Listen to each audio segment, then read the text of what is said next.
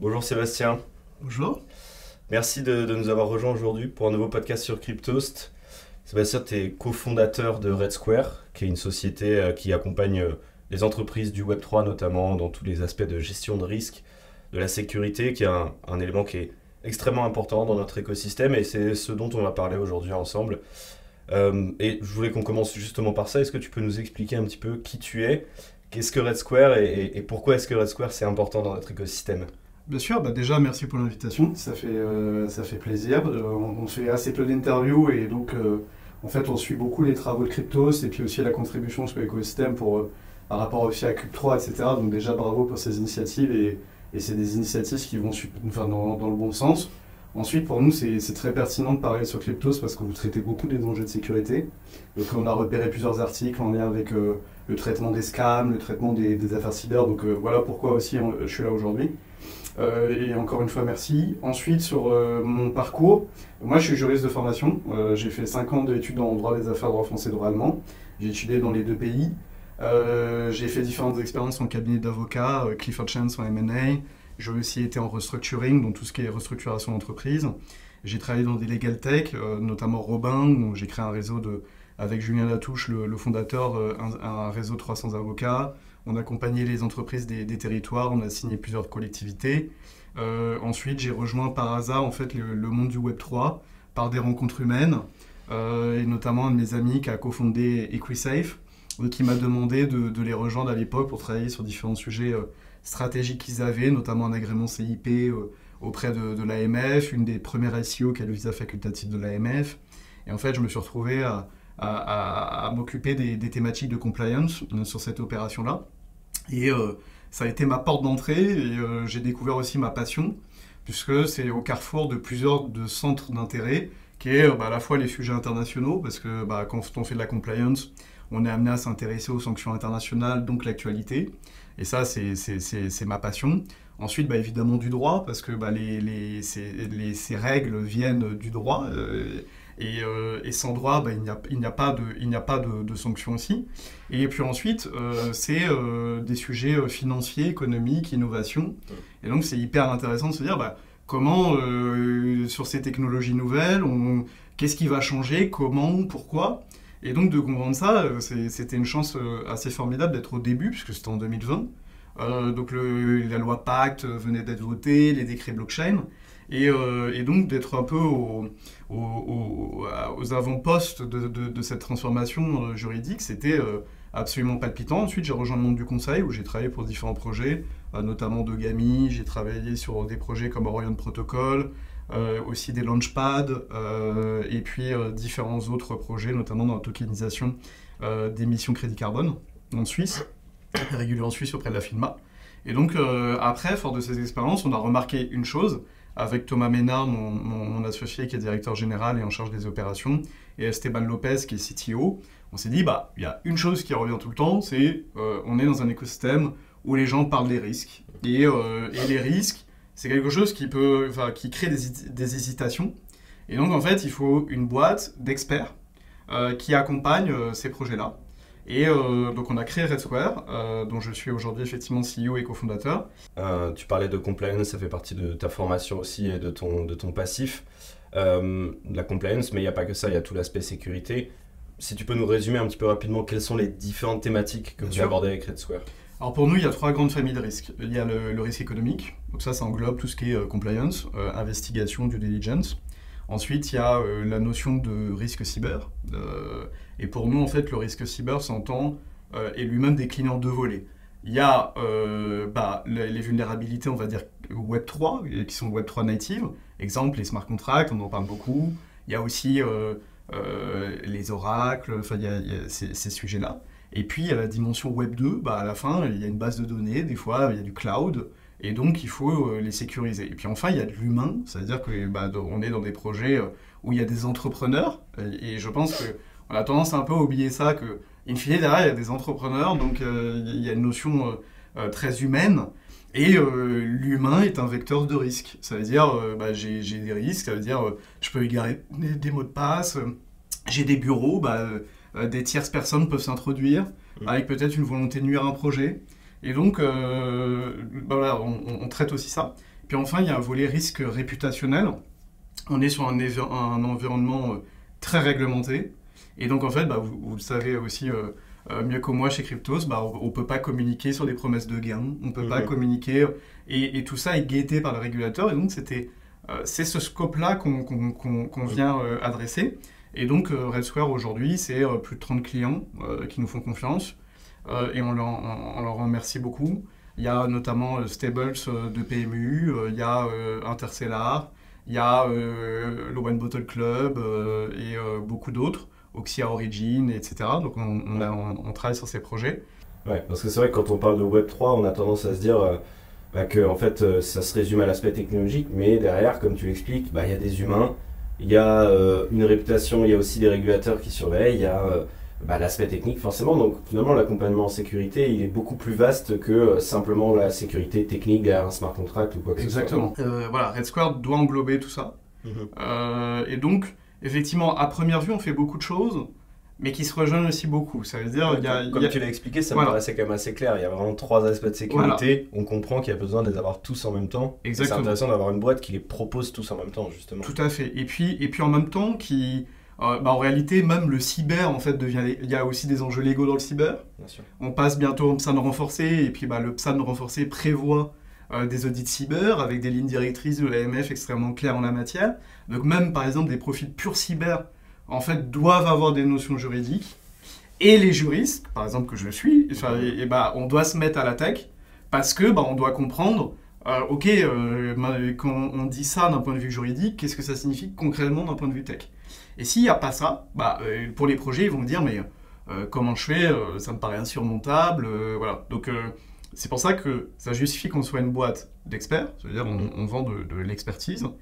C'est une boîte aussi où on est en permanence aussi en veille sur les évolutions. Voilà. J'allais te poser cette question justement, puisque tu parles de l'aspect juridique, tu dis, c'est vrai quand il se passe quelque chose d'un point de vue juridique, comment est-ce qu'on le transcrit dans une affaire qui touche à des nouvelles technologies? Aujourd'hui, si je fais un parallèle avec les réglementations, c'est en train de se construire, on est en train de mettre des bases claires sur l'aspect juridique. Je ne sais pas comment ça se passe, mais pour vous, ça ne doit pas être forcément très simple quand on a des affaires de comparer avec ce qu'il y a en place dans le code de la loi aujourd'hui en France. Comment on arrive à continuer à suivre et à proposer des trucs aux entreprises? Bien sûr, c'est une très bonne question. Donc effectivement, en fait, il faut bien comprendre qu'on est passé d'un cadre national, qui est le cadre du PSAN.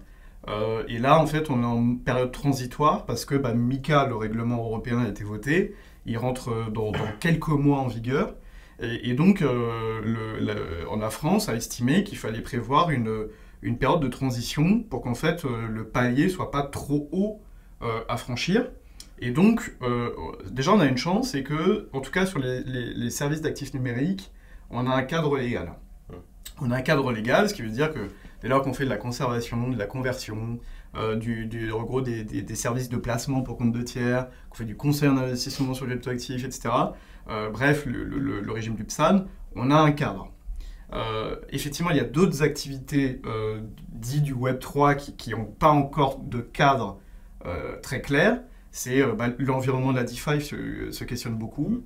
Il y a les NFT, et d'ailleurs il y a des discussions actuellement au Parlement européen pour faire entrer les NFT, les boîtes, les plateformes, les marketplaces de NFT parmi les assujettis à tout ce qu'on appelle la LCBFT dans des termes dont on entend beaucoup parler, et puis des fois on voit que c'est le sujet qui cristallise des discussions passionnantes. Ah non, mais je veux pas faire de la LCBFT, je veux pas te faire KYC, etc. Qu'est-ce que c'est exactement ce terme? Qu'est-ce qu'il y a derrière? Donc la LCBFT, c'est la lutte contre le blanchiment d'argent et le financement du terrorisme. KYC, c'est un process qu'on appelle de Know Your Customer. De même qu'il y a le pendant, on va dire B2B, qui s'appelle le KYB, Know Your Business.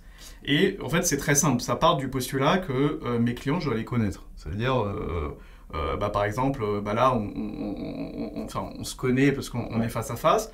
Par contre, dans des relations d'affaires, ce qu'on dit dématérialisées, depuis une plateforme, je ne sais pas qui j'ai en face.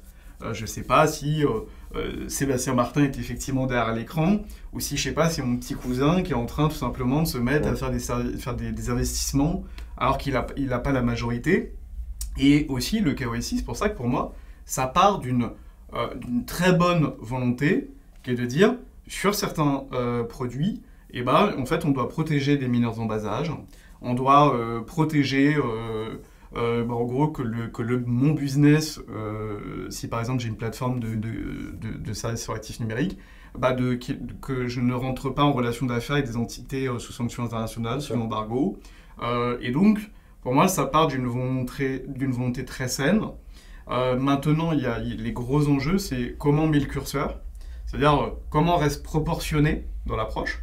Et ça, en sécurité, c'est toujours un élément central, c'est être proportionné. Et dernièrement, j'ai expliqué que si l'Europe est en train de bâtir le cadre, le framework, il ne faut pas qu'elle oublie une chose, c'est que certes, on a beaucoup d'acteurs dits VASP, donc, qui proposent des services sur actifs numériques en Europe. On en a plusieurs milliers, on a une chance, c'est-à-dire qu'on a un bel écosystème. Par contre, j'ai dit qu'il ne fallait pas oublier un second aspect, qui était la compétitivité de nos entreprises. Et je pense qu'il faut aussi qu'on pense en des termes politiques, la compétitivité de notre écosystème au niveau international. Et là, il y a plusieurs enjeux. Il y a l'enjeu de financement, donc ça veut dire qu'on doit avoir des boîtes capables. On doit avoir une commande publique, et je pense que prochainement, il va y avoir des commandes publiques auprès de boîtes Web3, et que tout ceci, c'est des éléments qui doivent soutenir notre écosystème, pour qu'en fait, on ne soit pas bancal avec, en gros, des exigences trop fortes, mais en fait, avec on va dire, les incentives business qui viendraient à manquer. Et donc, je pense que... Et d'ailleurs, ça permettra aussi de faire de l'adoption, parce que ça va créer aussi un cadre de confiance, et puis ça va aussi développer des usages. Typiquement, il y en a qui bossent sur du vote électronique. Typiquement, peut-être qu'il y a un cadre qui peut s'appliquer pour nos démocraties. Enfin, on peut imaginer plein de choses. Et donc, je pense que ça, il faut le soutenir. Et malheureusement, en tout cas, ma perception, c'est que ça, voilà, il faut qu'on en parle plus, et qu'on fasse beaucoup plus aussi sur cette jambe-là. Ouais. Ça fait partie aussi de ce qu'on fait avec Cryptos souvent, d'animer soit des tables rondes autour de la régulation, ou d'en parler aussi sur cette chaîne YouTube. On en parle souvent, et c'est vrai que je vois passer parfois dans les commentaires des gens qui disent « Bon, vous nous parlez de MiCA, de réglementation, tout ça, nous on veut parler de ce qui se passe dans l'écosystème. » Oui, mais c'est quand même intéressant, c'est important, parce que comme tu le dis, une réglementation qui serait trop forte, ça réduirait la compétitivité des entreprises, parce qu'elles auraient beaucoup trop de choses à faire derrière d'un point de vue juridique, légal, qui ne pourraient pas se concentrer sur le produit. À l'inverse, une réglementation trop laxiste, ça amènerait d'autres problèmes de sécurité, de hack, de scam et ainsi de suite, qui réduiraient l'adoption. Donc il y a un vrai curseur à trouver, mais ce n'est pas un curseur simple, il y a vraiment plein de facteurs à prendre en compte. Et je pense, à mon humble avis, que ça fait partie des discussions aujourd'hui dans le cadre de la réglementation. C'est un sujet qui est connu, et ça fait partie, à mon avis, de leur préoccupation. Et je pense que le réflexe de l'écosystème, c'est pas de dire il faut pas de règles. Je pense que en fait, des règles, même en fait, on en a besoin. Pourquoi ? Parce que tous les entrepreneurs du Web3 se posent la question qu'est-ce que je peux ? Donc en fait, c'est une question qui est essentielle. C'est dans tout business, même quand, par exemple, si je suis boulanger, j'ai un cadre. Donc tout business, même par exemple des chauffeurs privés, ont un cadre légal. Donc le Web3 n'échappe pas à ça. Par contre, la question qui se pose, c'est quelles règles faut-il actuellement ? Et donc, c'est comment on met le curseur. Et donc, le curseur, c'est aussi aux acteurs du Web3 en fait, de le proposer. En cela, c'est très salutaire qu'il y ait des initiatives aussi, je pense à la Banque de France et l'ACPR, qui avaient fait des initiatives de consultation de l'écosystème. Notamment on peut mentionner aussi le travail de l'ADAN, qui peut quand même apporter la parole justement de ces entreprises, ces acteurs qui ont leur mot à dire, comme tu dis, et qui ont envie de dire quelque chose aussi. Bien sûr, exactement. Et sur Jeune Homme, pareil, il y a eu effectivement l'ADAN, et l'ADAN, effectivement, de façon générale, se mobilise beaucoup, et c'est salutaire que justement il y ait une voix, mais une voix organisée. Et en fait, même au début, c'était pas, je parle là de Jeune Homme, en fait, il y avait des voix, en fait, chacun avait sa nuance. Et le risque, c'était pas de parler de façon coordonnée. Et là, donc Jeune Homme, c'est un texte qui nous intéresse beaucoup parce qu'il impacte de nos clients, que j'ai cité en début. Et du coup, pour nous, c'est essentiel de comprendre comment va évoluer Jeune Homme. Et on voit là la nécessité que l'écosystème du Web3 s'organise de façon coordonnée, et qu'il y ait une vraie voix concertée pour dire, voilà, notre position c'est ça, peut-être que on pourrait mettre l'équilibre pourrait résider dans ça. Et aussi pour les législateurs, c'est beaucoup plus agréable de légiférer en fait avec des parties prenantes en face qui sont ok, pas en phase mais voilà, mais à côté pour justement dire on va travailler à faire un bon cadre légal et aussi faire confiance. Et voilà donc. Parce que je précise pour ceux qui nous écoutent, la loi Jonum, c'est plutôt le régime en fait qui vise à encadrer tous les jeux dits à objet numérique, mais finalement tous les jeux qui incluent des NFT, donc des play to earn ou des cryptos ou quoi que ce soit.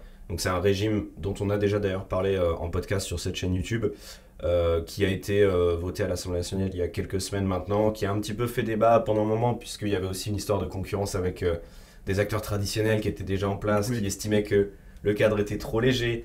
D'autres qui estimaient, évidemment, les acteurs Web3, que c'était trop compliqué. Au final, je pense qu'on a atteint quelque chose qui est à peu près correct.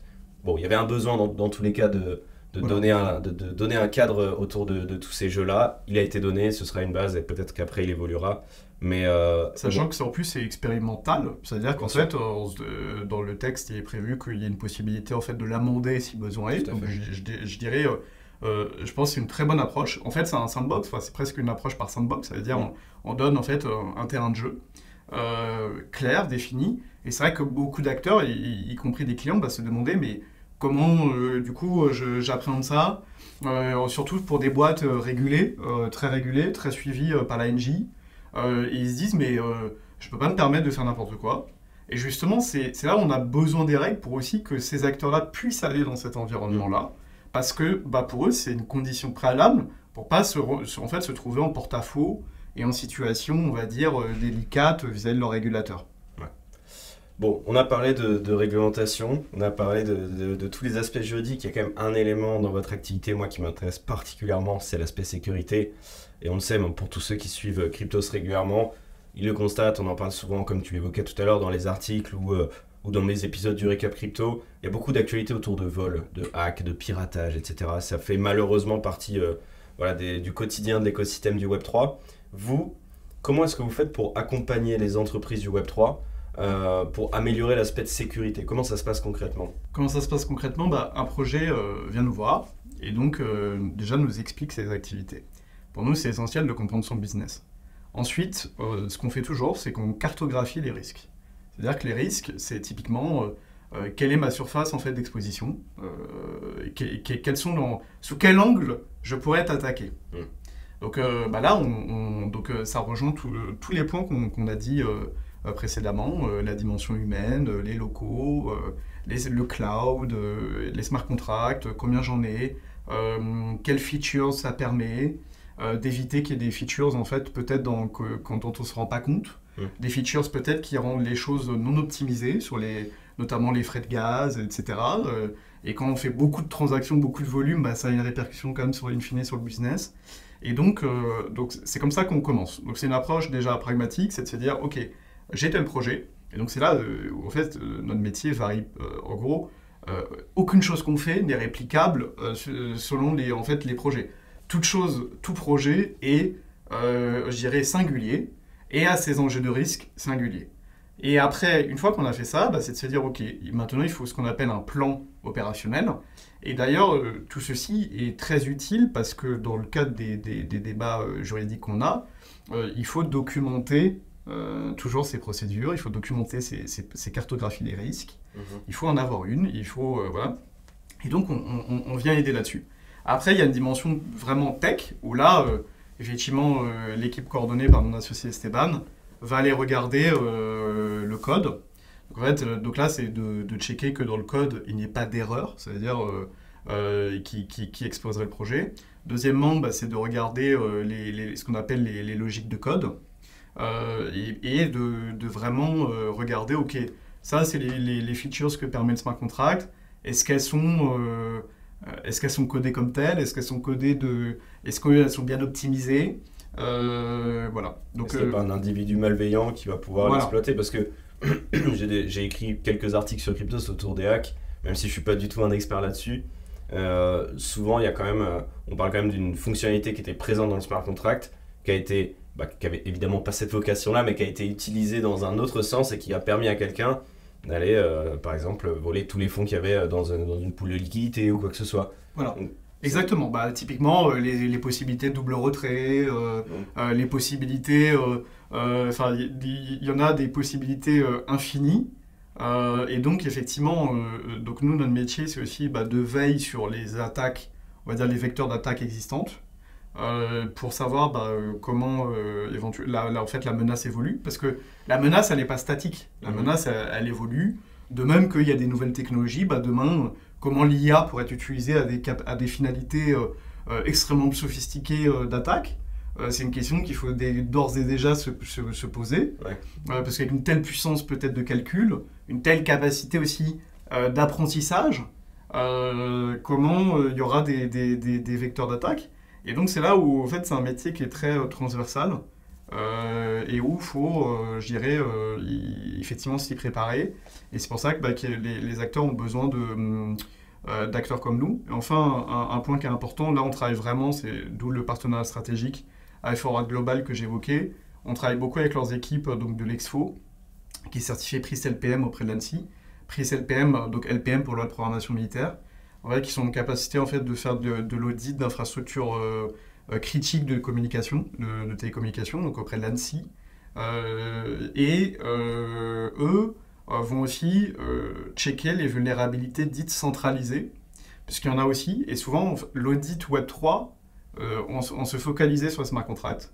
Donc je peux avoir des smart contracts clean, mais par exemple on observe par exemple des attaques sur puisqu'il n'y avait pas de DNS, parce qu'il n'y avait pas ci, il n'y avait pas ça, parce que mes bureaux n'étaient pas sécurisés. Enfin, il y a plein d'angles possibles d'attaque, et c'est pour ça que nous on a dit in fine il faut apporter aussi un audit dit Web 2, Web 3, parce que en fait c'est le même, enfin, j'ai envie de dire, ces deux environnements se complètent et font partie d'une infrastructure technique d'un projet. De toute manière, la personne derrière qui est malveillante, elle est à la fois dans le Web 2 et dans le Web 3, on peut dire ça comme ça. Voilà. Mais en plus, il y a un aspect, comme tu l'évoquais tout à l'heure, que je trouve intéressant, c'est je pense que ces individus malveillants, ces hackers, peu importe comment on veut les appeler, ces pirates, j'en sais rien, c'est quoi le terme exact, mais c'est des gens qui vont sans cesse aussi essayer de trouver des nouvelles stratégies. Donc vous avez forcément tout le temps une longueur de retard sur eux, qui sont en fait ceux qui vont innover dans la malveillance, si on peut dire ça comme ça, et d'aller trouver toujours des nouveaux coups. Et donc c'est vrai que ça doit être quand même une activité où on a besoin de quelqu'un qui fasse cette veille-là. On a besoin d'une entreprise qui est spécialisée, qui fait de la veille et qui se renseigne sur les autres hacks qui se passent dans l'écosystème pour pouvoir s'en prémunir pour ses clients. Il y a un gros métier, c'est pour ça qu'au début je parlais d'intelligence économique, il y a une dimension intelligence, c'est en fait l'intelligence c'est dans le sens connaissance du terme, c'est-à-dire il faut une veille continue, il faut même je dirais la documenter, il faut aussi parler avec les acteurs pour de dire parce que aussi nos clients ce sont les meilleurs témoins aussi de ces évolutions-là. Et donc, voilà, ça suppose en fait justement un travail à la fois nous en interne et aussi interne-externe, et aussi avec la dimension publique-privée qui est essentielle. Et justement, les initiatives du Campus Cyber en matière de Web3, on les soutient, on y est et on les alimente. Et puis, on aura l'occasion d'y revenir, mais on va lancer 2 initiatives pour nous structurantes.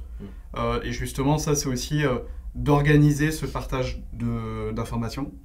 C'est aussi de permettre vraiment le côté, voilà, on est ensemble, et l'écosystème, on en a besoin, parce qu'il y en a plein qui disent, moi je fais ça, je pense être dans le vrai, mais en fait personne pour l'instant peut me le confirmer.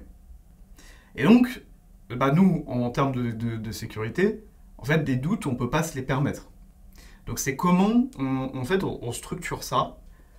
Donc c'est pas une mince affaire, hein. Il n'y a pas de réponse magique, puisque par définition elle n'existe pas actuellement. Mais donc il faut la bâtir. Et c'est ça aussi sur à quoi Red Square s'emploie, c'est aussi de vraiment jouer son rôle dans l'écosystème et d'apporter de la valeur in fine à nos clients, à nos partenaires, tous avec cet objectif de sécurité et donc de confiance. On a parlé jusqu'ici de toute la partie sécurité préventive, Oui. et je pense une partie évidemment très importante pour vous, mais il y a tout l'après aussi, puisque bon bah voilà, parfois on le sait, et on en parle souvent, il y a des hacks, ça arrive, il y a quand même des failles qui sont exploitées. Vous accompagnez vous aussi dans votre activité des entreprises ou même parfois la justice pour tracer les fonds sur la blockchain, retrouver voilà, où sont partis les fonds qui sont issus d'un hack.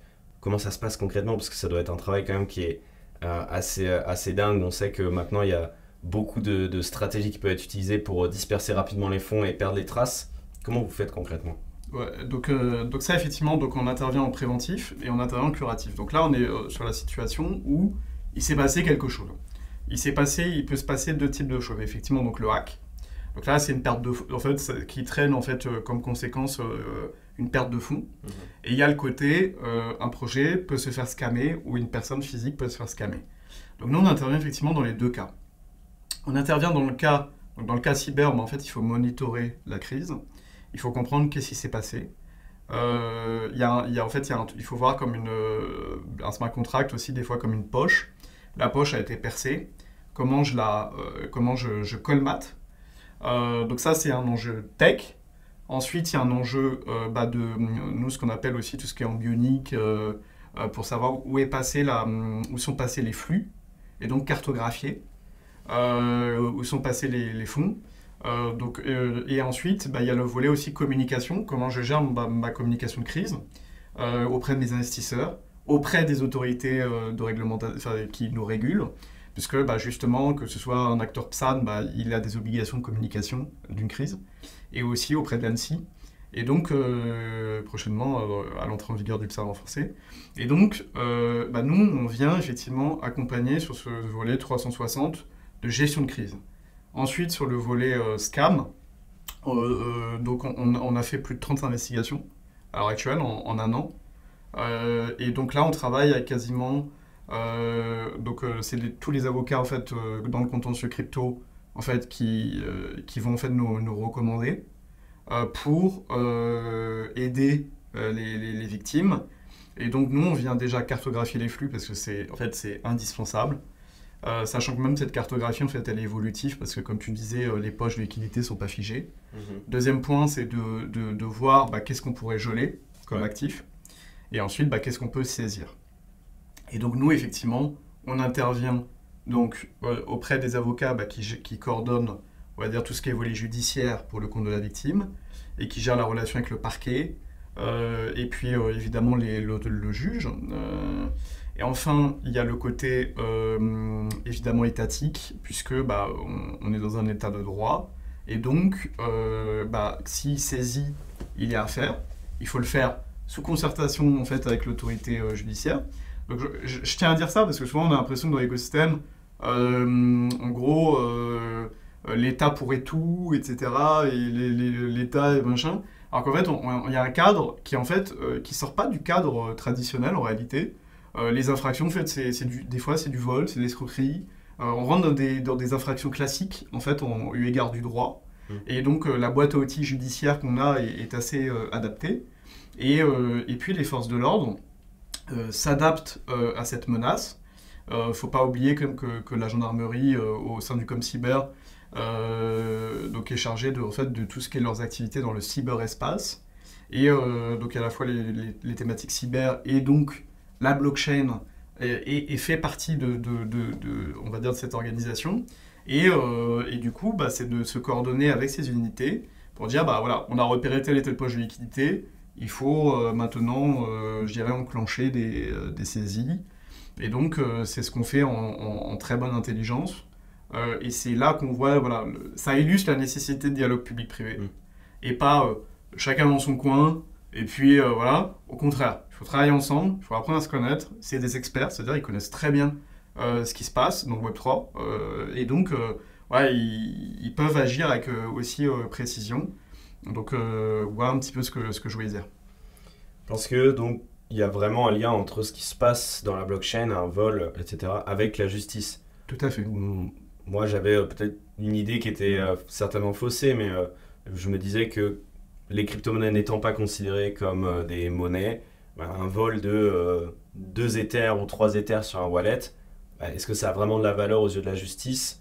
Ça peut être une vraie question aujourd'hui qu'on se pose. Vraisemblablement, oui, ça a de la valeur et oui, on peut être accompagné, aidé, si, bon, évidemment, peut-être pour que 2 ou 3 Ethers, peut-être pas, mais en tout cas pour des gros vols, on peut être accompagné par la justice. Bien sûr, il y a il y a aussi, il y a aussi l'escroquerie qui est un bon fondement. L'escroquerie, c'est évidemment s'il y a un procédé qui a été utilisé avec une finalité de soustraire à quelqu'un. Donc le vol, en fait, c'est là où ça se distingue, c'est que le vol, il n'y a pas forcément, on va dire, de procédé, on va dire, très élaboré derrière. Et donc, si par exemple, il n'y a pas telle qualification judiciaire qui le permet, en fait, il y en a plusieurs autres qui le permettent. Mais ce que je voulais dire, effectivement, c'est que, et c'est une bonne transition vers FTX qu'on pensait aborder, mais je dirais c'est la preuve que dans notre appareil judiciaire, des infractions classiques, je dirais qu'on retrouve depuis la nuit des temps, parce que ce qu'on a tendance aussi à oublier, c'est que crypto ou pas, des escroqueries, des escrocs, il y en a toujours eu. Il n'y a pas besoin de crypto pour qu'il y ait des escrocs. Mais les cryptos sont un instrument qu'emploient les escrocs. En fait, c'est un lieu parmi d'autres, mais c'est un lieu qui existe. Et nous, tous les jours, on a des dossiers de scam. Et donc, c'est aussi quelque part d'alerter là-dessus, c'est de dire, très souvent, on a des débats, ouais, mais ça représente une part négligeable, etc., sachant qu'en fait, on distingue le blanchiment, enfin, en fait, on se focus sur le blanchiment. En fait, il n'y a pas que le blanchiment, parce que le blanchiment, en fait, c'est la finalité d'une opération, ça veut dire, j'ai de l'argent qui a une finalité illicite ou criminelle, en fait, je cherche à le faire entrer dans l'économie réelle. Mais ces volumes-là n'excluent pas malheureusement les escroqueries, etc.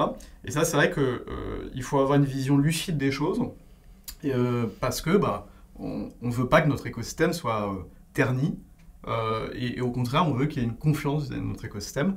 Et justement, c'est ça la mission de RedSquare, c'est vraiment de donner et de bâtir la confiance. Et voilà, donc ça c'est aussi quelque chose sur lequel je tiens à insister. Et tu parlais de FTX justement, vous avez, j'imagine, beaucoup suivi ce qui s'est passé aussi, puisque c'est quand même vraiment au carrefour de ce que vous faites, le lien entre l'écosystème crypto, les arnaques et l'aspect juridique. Comment ça se passe concrètement? Il y a vraiment donc une représentation juridique de ce qui a été fait dans cet écosystème qui est censé être un écosystème aux yeux des gens, ou de non-droit presque. Voilà. Finalement, non. On s'en rend compte avec FTX. C'est un bon exemple, j'imagine, pour la suite. Exactement. Enfin, c'est là où bon, déjà, je pense que c'est intéressant ce que ça se passe aux États-Unis, qui est connu pour être une très grande aussi démocratie avec une certaine maturité sur le volet juridique et judiciaire. Et donc, c'est intéressant de montrer qu'ils ont appliqué. Aux États-Unis, les jurés occupent une place importante, et donc les chefs d'accusation qui planaient sur SBF sont ceux qui ont été effectivement retenus. Et donc, c'est des infractions dans le droit américain existantes qui ont été appliquées. Et ça, pour moi, c'est très intéressant déjà d'un point de vue juridique. Ensuite, ça envoie un très bon message, c'est de dire, effectivement, c'est pas une zone de non-droit. C'est aussi de dire, quand on veut, on peut. Et je pense que ça envoie un signal aussi. Ça veut dire, certes, une des pires crises qui est connue l'écosystème, avec toutes ses conséquences, finalement, est en train de connaître une fin judiciaire très claire. Et je pense que ça envoie le signal d'autres pays, je pense, vont suivre de près ce qui s'est passé.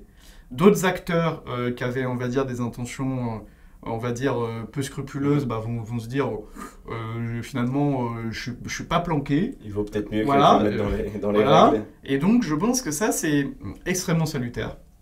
Et je pense que c'est bon pour tout le monde, que ce soit...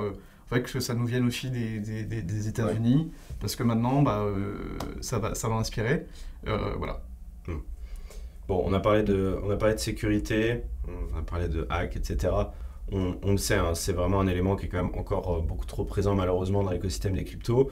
Quand on parle d'adoption du grand public, puisque c'est l'ambition, hein, on construit des technologies qui pourraient révolutionner le quotidien de tous.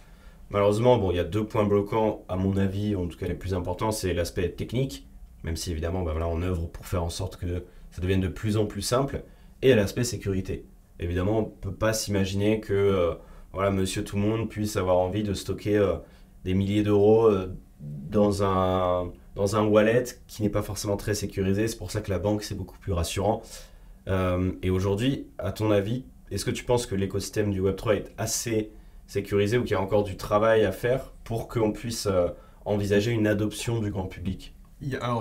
Donc effectivement, le Web3 est amené et je dirais heureusement à se démocratiser.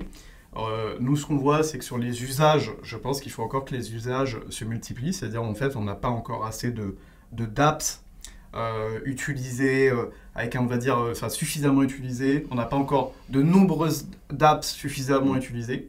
Et d'ailleurs, sur ça, c'est un travail aussi que Red Square mène. C'est comment aussi apporter de la sécurité au niveau des dApps. Et prochainement, on aura une annonce en la matière.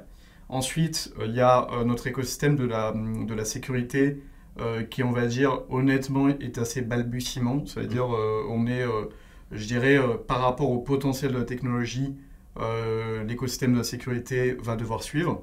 Et pour ça, en fait, il va falloir le structurer.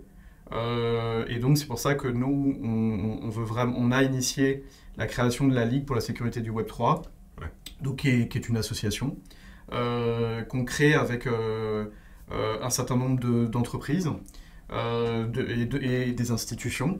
Tu peux en citer quelques-uns peut-être? Voilà, typiquement on a Vivendi, Morpholabs, Binance France, Dominique Pénin, Kramer Levin, Lecom Cybergend, Red Square Des entreprises qui sont vraiment de tout horizon. Exactement. Et exactement. Sex, etc. Et leader dans leur domaine.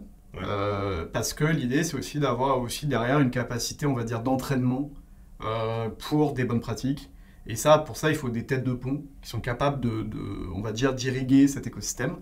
Et on a à l'heure actuelle, donc on n'est pas encore lancé, on est en train de, ça y est, cette semaine de finaliser la création juridique, la signature des statuts. Et on a plus de 35 membres corporate.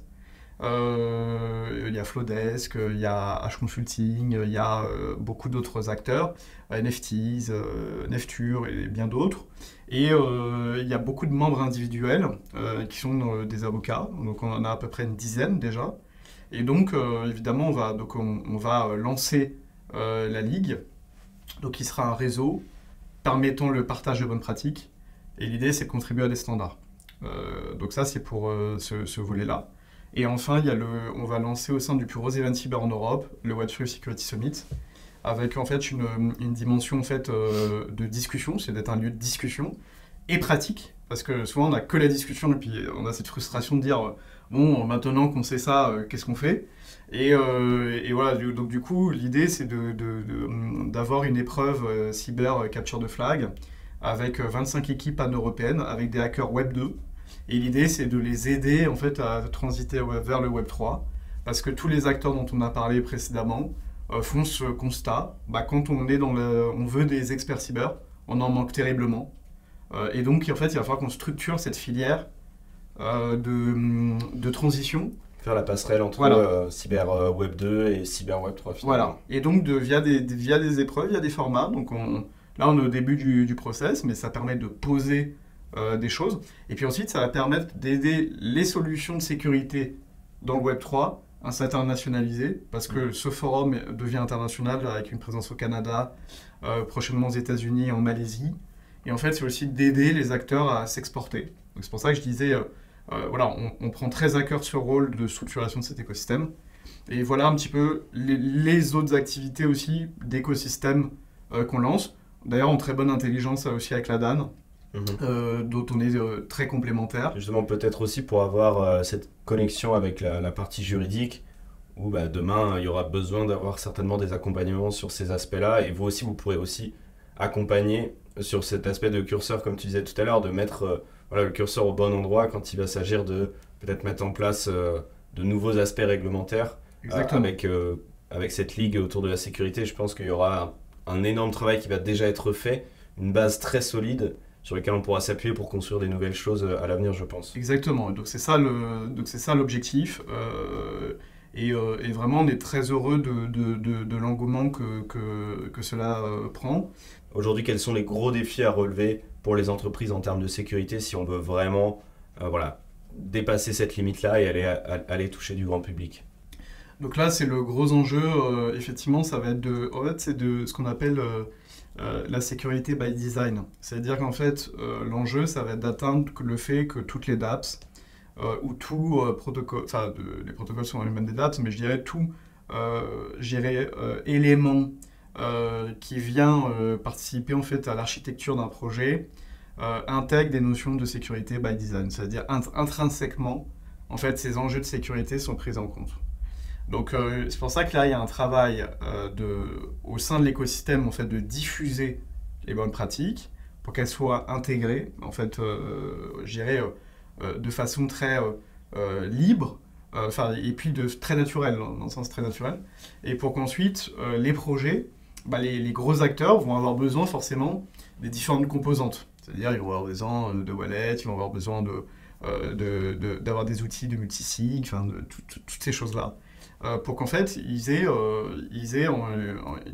puissent faire leur marché et de bâtir de façon très simple les projets. Pourquoi ? Parce qu'ils ont des enjeux de rapidité, de maîtrise des coûts, il faut des quick wins. Et c'est vrai que si on a ça, on réduit les délais pour savoir vers qui dois-je me tourner, puis là, ils ont une bibliothèque énorme, ils se disent, mais comment je vais me retrouver, enfin, voilà, donc c'est vrai que ça peut créer à première vue un peu une panique d'avoir une espèce d'énorme liste, et puis ils disent, mais ok, mais qu'est-ce qui fait que fondamentalement les uns et les autres sont différents, enfin, voilà. Et donc, c'est là-dessus qu'il faut travailler. Et aussi, je parlais aussi autour des dApps, il y aura un travail aussi de les sécuriser aussi en tant que tels pour savoir ok, lesquels sont legit, lesquels, sur lesquels il y a encore du travail à accomplir. Et donc c'est un peu une approche duale qui fait que les acteurs aussi se rendent compte et se disent ok, on est dans un écosystème quand même avec des têtes de pont matures et sur lesquels je peux m'appuyer pour que j'ai un projet qui marche, sur lequel je monte du résultat et derrière d'envisager effectivement le step 2. Merci à toi pour toutes ces informations. Juste avant de terminer, est-ce que tu peux nous donner un petit peu peut-être des réseaux sociaux, où est-ce qu'on peut vous suivre? Bien sûr, on est très actifs sur LinkedIn. Le choix a été fait de vraiment se concentrer là-dessus. Donc la page LinkedIn Red Square. Et puis effectivement, on est aussi sur Twitter. Voilà, et pour ceux qui cherchent l'écriture, voilà, le logo est effectivement juste ici. On ne peut pas se tromper. Effectivement, et puis je pense qu'on est assez facilement reconnaissable. Mais en tout cas, voilà, on aurait plaisir effectivement à continuer à être connu. On est ouvert aussi à tout le monde de bonne volonté. Voilà. Et puis si on a des porteurs de projets éventuellement qui ont besoin d'un accompagnement, maintenant ils savent vers quelle porte ils peuvent se tourner. Merci beaucoup pour tous ces aspects. C'est extrêmement intéressant de toute manière de parler de sécurité. Maintenant, on le voit aussi sous un autre angle. Comme tu l'expliquais, il y a plein d'aspects de sécurité qu'on oublie un petit peu aujourd'hui quand on parle du Web3. Donc c'est intéressant d'avoir ta vision là-dessus. Merci beaucoup pour toutes tes interventions. Et puis on continuera de suivre de très près ce que vous faites avec Red Square et on se retrouvera prochainement, soit sur un événement, soit ici sur la chaîne YouTube. Avec plaisir et puis avec des belles updates, je l'espère. Moi aussi, merci. À bientôt.